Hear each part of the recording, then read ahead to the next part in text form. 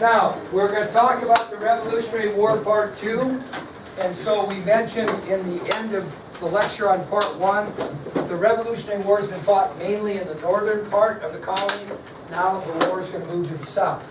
So the first subtopic of today's lecture is the Revolutionary War moves to the south.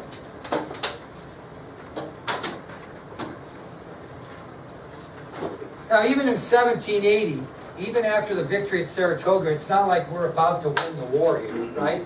We're starting to see some victories. That was a big victory at Saratoga, and it was a turning point.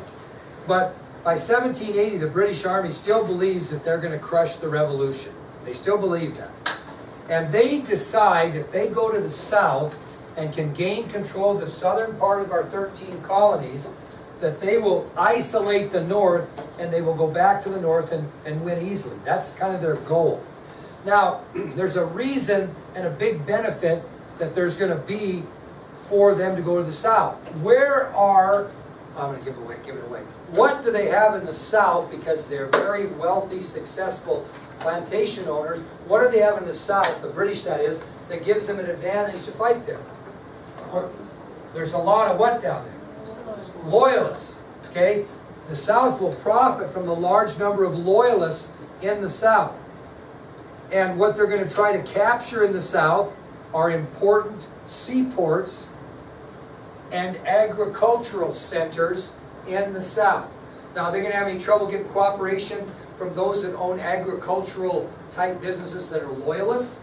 No, they're going to try to profit from getting those non-loyalists, those that are in favor of independence, that are agriculturally sound in the South, and take those over. So they're going to try to get into capture ports and agricultural centers that are not owned by loyalists.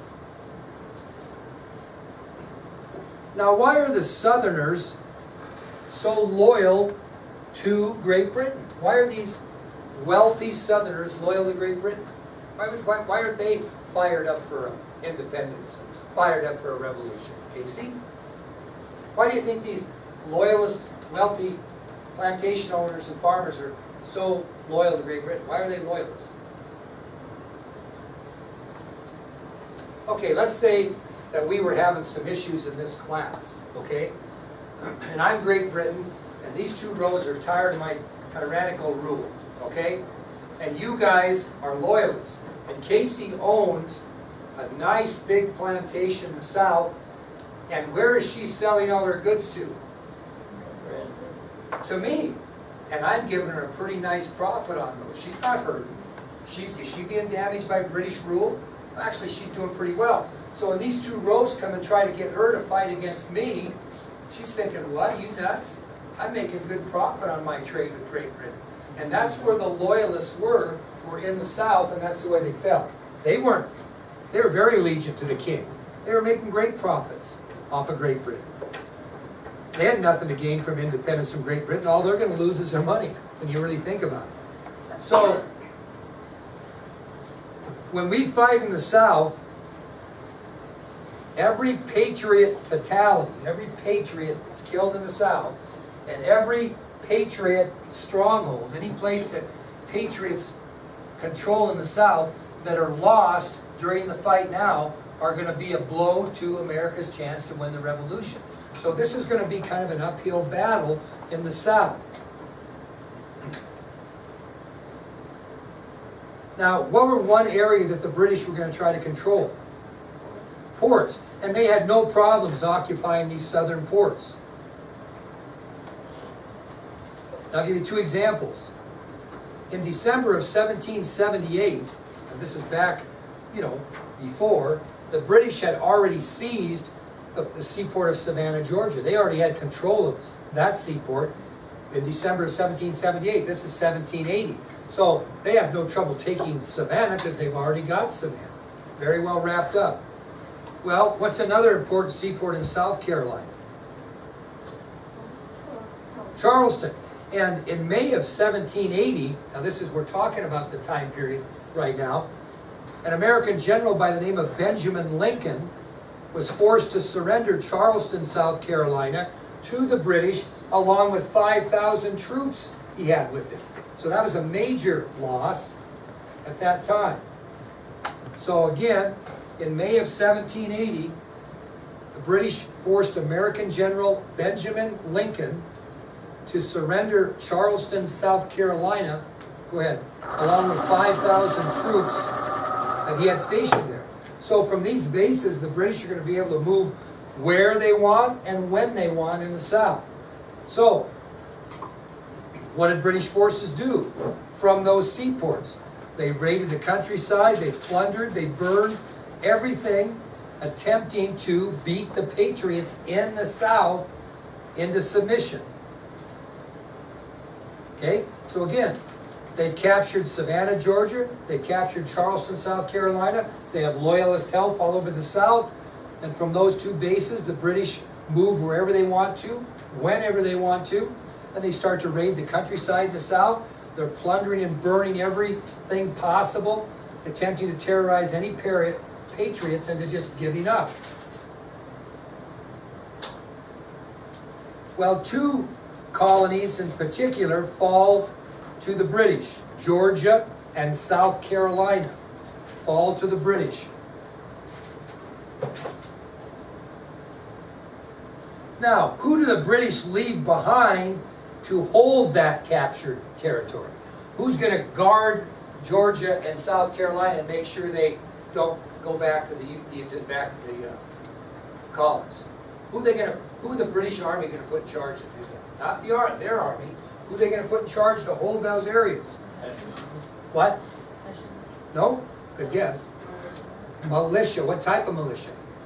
Loyalist militia. That's how much power the Loyalists have in the South. So Georgia and South Carolina are going to fall, and Loyalist militias are going to be left behind to hold those two colonies.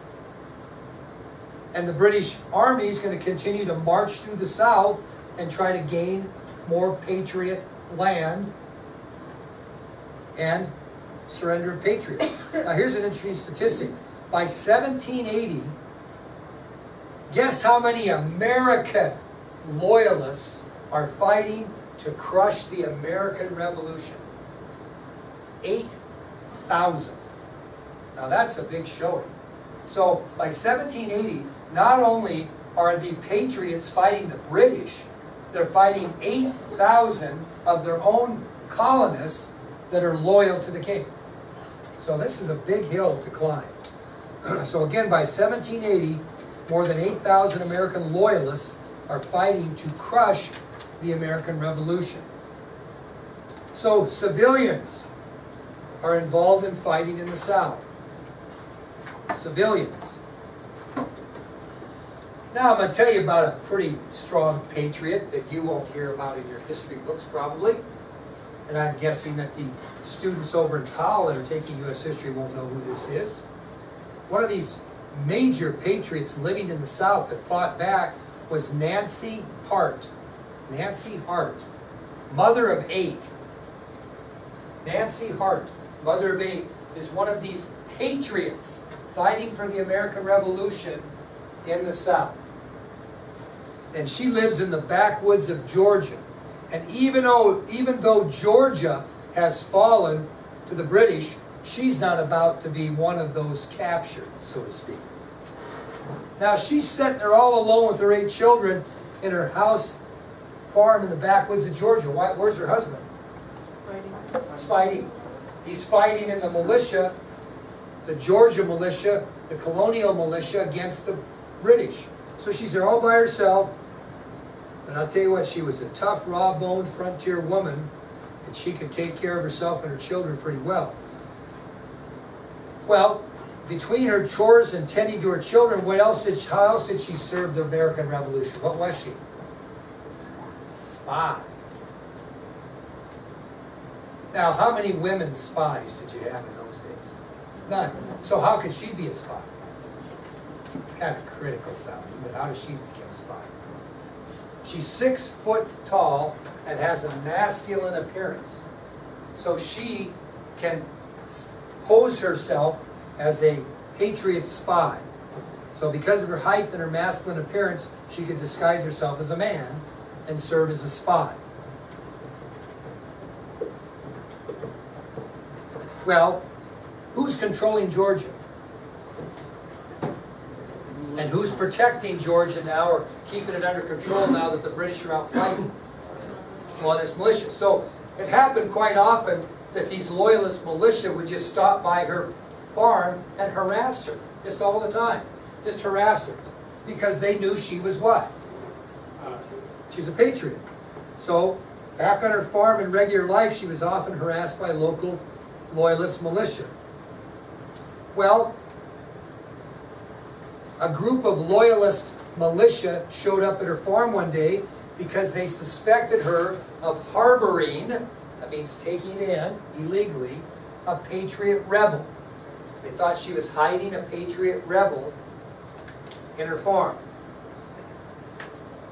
So the loyalist militia show up and confront her about that. Did she cooperate? Okay. You know, she didn't want to. She was a very fearless woman as a patriot, but she had to cooperate in the back of her mind because of what? Her 8 children. Well, even though she was not harboring anyone, she refused to cooperate, knowing that one false move could mean what? Death for her children. So she was a tough old gal. So even though she was fearless, she was a fearful mother of 8, but she refused to cooperate with these local militia, even though she was not even harboring anyone. She just said, hey, take a look around. I'm not harboring anyone. But she decided to kind of play hardball. And she knew that one false move could mean death for her children. Well, because of her lack of lack of cooperation, these loyalist militia try to intimidate her. And what they do is they shoot one of her own turkeys and force her to clean it, cook it, and feed it to her. So that's how they're going to intimidate her. Now, you better cooperate. And instead of maybe making a move on her children right away, they thought, well, you know what? We'll shoot one of her own turkeys, which irritated her, by the way. And then we're going to force her to clean it and cook it and feed it to us. Does she resist that? Actually, she does not. Because she's nervous about what would happen to her children. So she doesn't resist, but in the back of her mind, she's putting a plan together to try to protect herself and get her children out of harm's way. So they shoot this turkey, they bring it in, she cleans it, cooks it, and feeds it to them. What's her plan? That's a good guess. She doesn't have any poison, so she's going to poison their minds by getting them what? Drunked up, yeah. So she makes this plan that she's going to get the loyalists so drunk that she can disarm them and send for help. That's her plan. It's pretty gutsy. I mean, there's 4 or 5 of these loyalist guys, and this one gal with her 8 children. So she cooks up the turkey and feeds it to them and just keeps pouring on the alcohol to them. And she noticed that the loyalists had stacked up their muskets by the door when they came in and sat down to eat. So as they drank more and more and got drunk, she started, when they weren't looking, sneaking the muskets out the door one at a time to who's on the outside? Children. That's what she starts doing. And it's working for a period of time. So the loyalists had stacked up their muskets by the door, and as they drank more and more spirits, that's what they called it in those days, she started sneaking the muskets out the door. Well, she gets caught. And she grabs one of the muskets and points it straight at the militia boys, and she says, "Stop! The first one who twitches, I shoot stone dead." And they stop. Okay? So she grabs one of the muskets after she gets spotted, sneaking them out the door, because they shoot them all out, right? Well, one man doesn't believe her and moves toward her and shoots him down deader than a doorknob. Grabs another musket and holds off the others until her husband and the patriot militia arrive back home. I guess these guys weren't they must have been married men with children, because you'd think if you had 3 or 4 people, even though she shot one dead, maybe they would rush her and another one would get killed, but they'd get her under control. I guess there was nobody willing to be the one that got killed the second time. I don't know. I mean, makes you wonder, doesn't it? But they didn't. Well, what does her husband want to do on spot when he gets there? Here's the story. What? Nah, that's pretty harsh, isn't it? He can do it the easy way. What do you want to do? Shoot him. He's just going to shoot him. So when her husband wants to shoot the loyalists on the spot, she won't let him. Because she says, no, that's too good for them. I want to see them strung up. So she wanted him lynched. The husband actually was just going to shoot him, and she stopped him from shooting them and said, no, that's too good for them. I want to see them strung up. And that's exactly what her husband did. Hung them all. That's what happened. Well, as skirmish by skirmish goes in the South, there are a lot of loyal patriots like Nancy Hart who end up kind of slowing Britain's advance in the South. However, every clash in the South is going to deepen the hate of Americans on rival sides of the conflict. And I tell you what, we're going to see something that happens here, because you got Americans fighting against Americans, don't you? Okay? So one particular battle occurred on October 7th of 1780. October 7th of 1780. And it was called the Battle of Kings Mountain. October 7th, 1780. And it happened in North Carolina. And again, it was called the Battle of Kings Mountain. October 7th, 1780, in North Carolina, the Battle of Kings Mountain. And in that battle, there are approximately 2,000 men fighting on both sides. In other words, whoever is fighting against each other adds up to 2,000. Okay? So you have about 2,000 men in conflict. How many of those 2,000 are British soldiers? What? What'd you say, Ivan? Nothing. You said something. What'd you say? Nothing. Casey? Casey. No, it wasn't Casey. What'd you say? Nothing. Yeah, you did. What'd you say? I was say 1,000. Oh, I thought you said one. No. One would have been right. What? One British soldier. Take credit. Just say, yeah, that's what I said is one. I thought you were a genius for just that brilliant second. You did say one, didn't you? I was going to say 1,000. But you said one. Stay with one because you are a genius. Alright. One British soldier fought out of nearly 2,000. So the fighting at the Battle of Kings Mountain is basically patriot versus loyalist, at times brother against brother, family against family.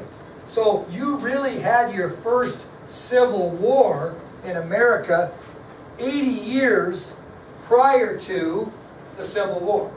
So we think that sometimes in history the first time we fought brother against brother, family against family, was in 1860. Actually happened clear back in 1780 at the Battle of Kings Mountain, where 2,000 men fought against each other, all American colonists with the exception of one. So there was your first example of Civil War. Any questions on anything we covered so far? Okay?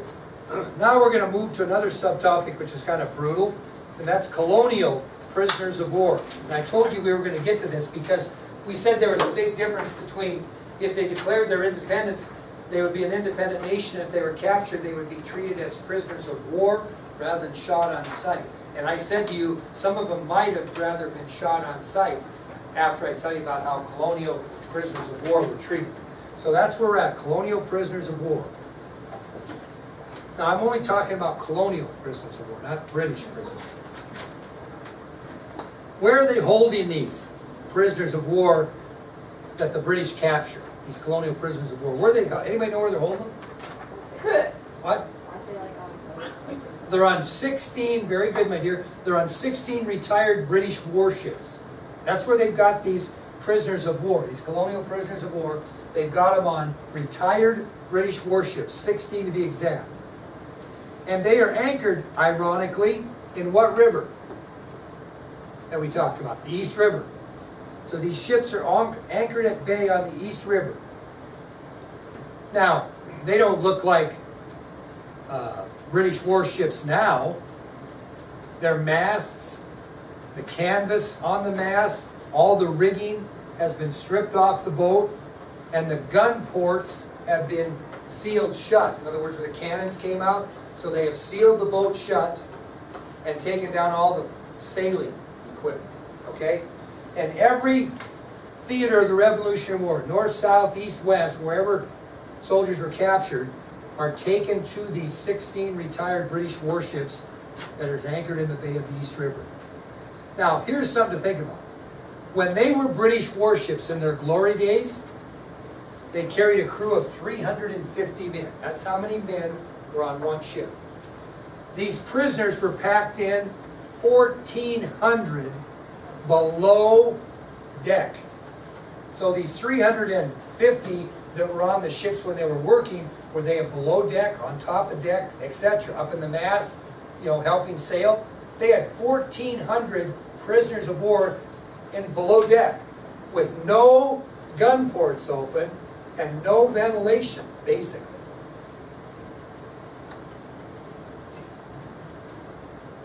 And the only witness to this cruel treatment are the British guards and one humanitarian.